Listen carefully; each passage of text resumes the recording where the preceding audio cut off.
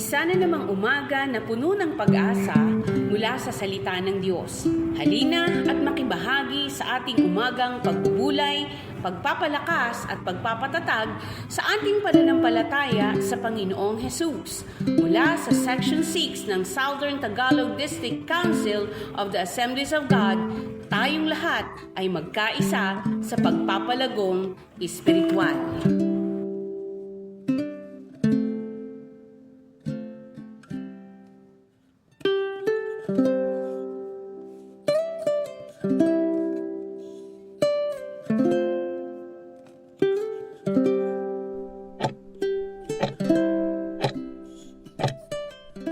Magpalang araw sa bawat isa sa atin sa muli, at salamat sa Diyos sa kanyang biyaya at pagpapala sa bawat isa sa atin. Salamat sa Panginoon dahil tayo po ay malakas pa at siyempre buhay pa. Yan. Purihin ang Panginoon. Kamusta po? Kamusta po tayo? Saan man po kayo naroroon? Ang dalangin namin ang salita ng Panginoon ay makapagpalakas sa atin at makapagpalakasan tayo sa isa't isa. So masaya po kami na kayo ay makasama sa ganitong kapamaraanan. So pagpalain tayo ng Panginoon saan po kayo ngayon naroon, sa mga sulok ng Pilipinas o nasa ibang bansa po kayo na abot ng ating pong programa. Pagpalain po tayo ng Panginoon at ingatan ng Panginoon lagi.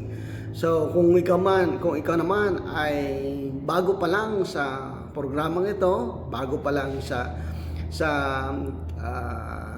page na ito,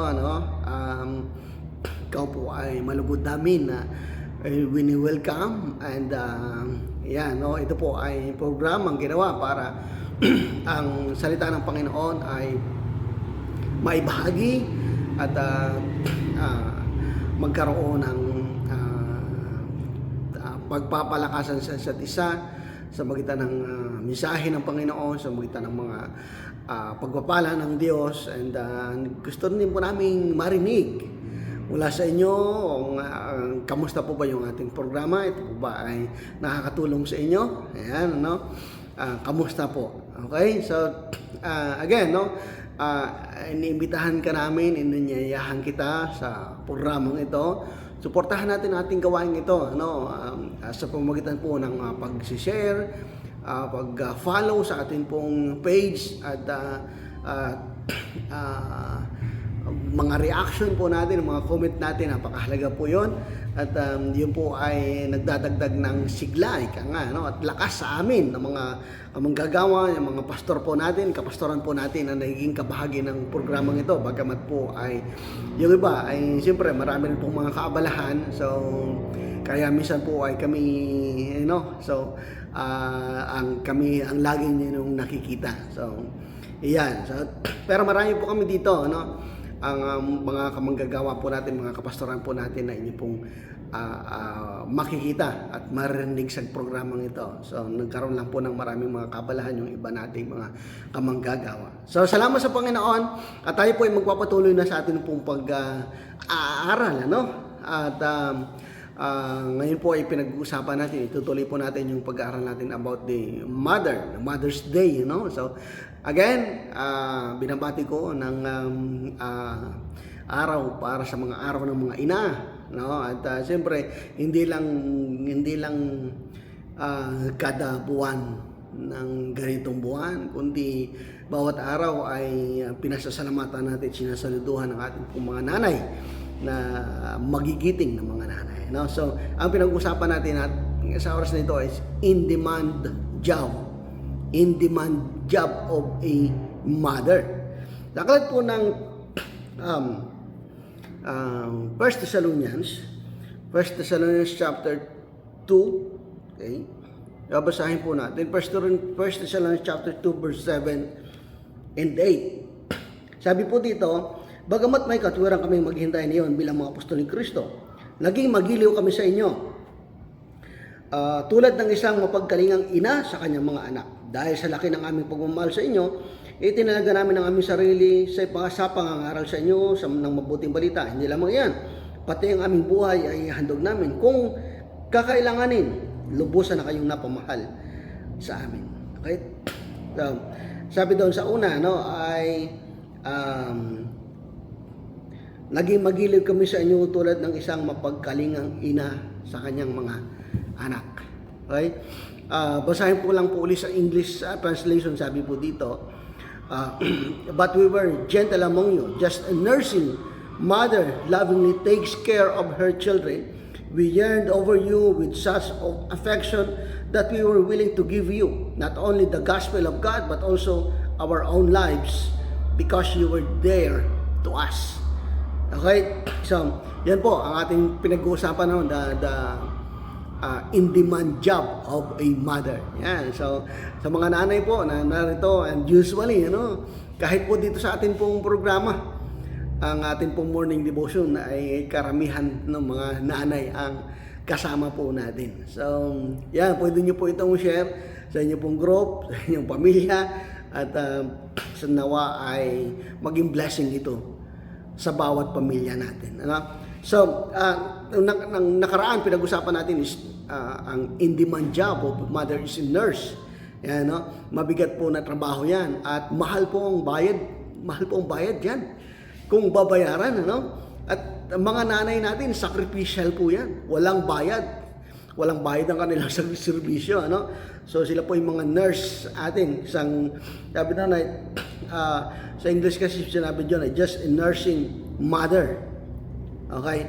So, yan. Pangalawa po is caregiver. Lastly, pinag-usapan natin nurse. Ngayon po ay caregiver. Yan. Okay, ano ba yung caregiver, trabaho ng caregiver, So yung halos magka-ugnayan sila ng nurse at saka caregiver, pero iba yung may specific na trabaho ng caregiver. So kaya po tingnan po natin diyan, sa verse na binasa natin, ay like a nursing mother lovingly takes care of her children, Nursing mother, noong natin pinag-usapan, ngayon ay lovingly takes care. Caregiver. Yan. Ang trabaho ng mga nanay natin. Okay. So, again, kapag pinag-usapan natin yung trabaho ng caregiver, malaki din pong sahod niyan. Dito sa atin, sa Pilipinas at sa ibang bansa, siyempre lalo na, mas mahal ang mga sahod ng mga yan. Pero, sa totoo lang, libre na ginagawa yan ng mga nanay natin sa ating tahanan. Okay, caregiver, the person who gives care to people who needs help. Yan, ang kanyang trabaho ay para bigyan, para alagaan ang mga taong kailangan ng tulong. Ayan, yan po ang trabaho ng caregiver. At yan po ang trabaho ng nanay natin sa loob ng tahanan. Yung lahat ng kailangan, yung lahat ng, di ba, lagi nating hanap ng mga nanay, ng ulam, yan, di ba? So, lahat ng kailangan, gutom na ako, kailangan ko nito, nanay, kailangan ko ng ganyan, nanay, kailangan ko ng gito. Nanay, lahat po nang nagsasalo niyan. Nanay, ang lahat ng sumasalo. And, nakakamangha po yung mga nanay natin, At buhay akong nasaksi niyan, sa aking may bahay. Talaga pong para pong may magic, parang may bulsa sa kung saan man, Kasi pagka nag-request yung mga anak, nandiyan agad po talagang ibang klase ang pagkalika ng Diyos sa kanila. At alam po, dapat nating ipasalamatan ang mga nanay natin sa mga anak po na maaaring nanonood ngayon. Pasalamatan natin ang ating mga nanay kasi lahat po ng kailangan natin, sila yung nagtatrabaho, sila yung nagpo-provide. Totoo po yun. Okay? The person who takes care to people who need help. Yan, Actually, kahit nga po mula sa pagkabata hanggang sa paglaki, minsan mga malalaki na, may mga asawa na nga minsan. Pero kapag may pangangailangan, sa nanay pa rin ang punta. And itong matindi, yung may mga pamilyado na, yung kanilang mga anak, iniiwan at pinapaalaga sa lola. At siyempre, hindi naman yun hindi naman kabigatan yun sa mga lola. Yun po ay, yan ang puso ng ina. At masaya yan na tinatanggap. Yun yung tradisyon natin, nakasanayan natin sa ating bansa. Sa ibang mga bansa, walang ganun Pero sa atin, napaka-blessed natin kasi yung mga anak natin, pwede pa rin nating ihabilin sa mga lola nila. Okay? And, minsan pa nga, mas mahal pa nga ng mga lola yung kanilang apo kaysa sa tunay na anak. Ganong klase ng pagmamahal yun. And, alam niyo po, sa totoo lang, dapat tapos na sila dun Pero, dahil yun ang puso nila Okay, to take care. So, doon sa passage natin sa English version, a nursing mother lovingly takes care of her children. At hindi lang children, of her grandchildren. So, yung lahat ng kailangan. Yan, lahat ng kailangan, lahat ng hahanapin. Ma, saan po yung ganito? Nay, nasaan yung ganito? Mami, nasaan po yung ganyan? Ay, ikaw naman ang gumagamit. Ikaw naman ang nagkakalat. Sasabihin naman ng nanay, ay kung saan-saan yung iniiwan, kung saan-saan yung kung saan-saan nyo na lang inilalagay. Nagbubunga nga minsan, pero ginagawa pa rin, nagtatrabaho pa rin, at binibigay pa rin, inaasikaso. Ganong katindi yung pagmamahal ng isang nanay sa atin. Taking care of household chores, yung mga kailangan sa bahay, yung mga ayusin, mga imisin, mga labahin. Labahin, hugasin, imisin, yung mga minsan tayo, mga anak, mga asamang lalaki, pagka dating sa bahay, pagka palit ng damit, yung mga hinubad, talbog lang kung saan, talsik lang ng talsik, naman yun? Iimisin naman ng nanay yun. Iimisin at lalagay sa tubalan. Yan, tubalan din po pa ang tawag sa inyo, yung lagayan po ng mga lagay ng mga gamit, ng mga damit o mga sinuot, ng mga lagayan ng mga nasuot na. So, nilalagay sa isang lagayan, tubalan, ang tawag doon, Sa amin, sa Bisaya, ay lamog. So, ganun. At yun minsan tayo, minsan yung nakikita natin sa paligid, sa mga bahay natin, minsan yung kailangan nating imisin, yung kailangan nating itabi, hindi natin tinatabi. Minsan nilalakdawan lang natin, minsan nga sinisipa-sipa pa natin, para lang tayo may madaanan, pero ang nanay hindi ganon. Nanay, dadamputin yun. Dadamputin at ilalagay doon sa tamang lagayan. Napansin niyo po ba yun? Kahit ako, pansin ko yan. Kahit ako nga, natatamaan dyan. Kasi basta-basta lang ako kung saan-saan. At tapos hahanapin ko ngayon. Nasaan yung inimis na pala. Yan. Tapos, siyempre, papagagalitan ka, sisermonan ka. Yan. At paano kasi kung saan-saan mo lang nilalagay. Tapos ngayon, hahanapin mo. Yan. Pero, sigurado ako na ituturo niya kung saan kasi siya ang nagligpit. Diyan ang trabaho ng mga nanay. Taking care of the household. Kaya po, pasalamatan natin ang ating mga nanay. At dapat nating saluduhan dahil sila lang ang nakakagawa niyan. Totoo po yun. Lahat ng hinihingi natin, lahat ng hinahanap natin, nandyan ang mga nanay. Okay, so sila po ay pagpapala sa atin.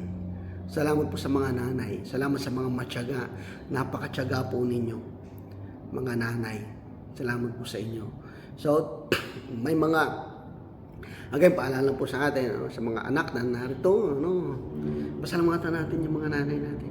So, bagamat mayroon po mga sitwasyon din sa buhay na may mga nanay na talagang hindi naging ina, hindi nagpakaina sa kanilang mga anak. Pero, the fact na binuhay ka siyempre, dahil sa Diyos yun at ginamit yung iyong ina, binuhay ka, nabuhay ka sa daigdig na ito dahil sa Kanya. Pasalamatan pa rin natin. Okay? Pasalamatan pa rin. So, yun nga, no? Hindi natatapos ang trabaho ng mga nanay. Yung pintig, yung tibok ng puso ng isang ina, ng pagiging ina, hindi natatapos. Kahit tayo ay malaki na, malalaki na tayo, may pamilya, may sariling pamilya na tayo, pero yung puso ng isang ina, tumitibok pa rin niya, nananatiling ina sa atin. Kahit nga minsan nga mas may pinag-aralan na tayo, mas maayos na ang buhay natin kaysa sa kanila. Minsan pa tayo pa yung minsan tayo na yung nagtatrabaho, tayo na ang nag-aakyat ng budget sa bahay natin. Huwag nating itsupwera ang ating mga nanay. Hindi dahil ikaw ang nagtatrabaho, hindi na dahil na ikaw ang nagbibigay ng budget sa kanila, ay sistermunan mo na sila. O kaya naman ikaw nang maghari-harian dyan sa bahay nyo. No. Hindi ganon.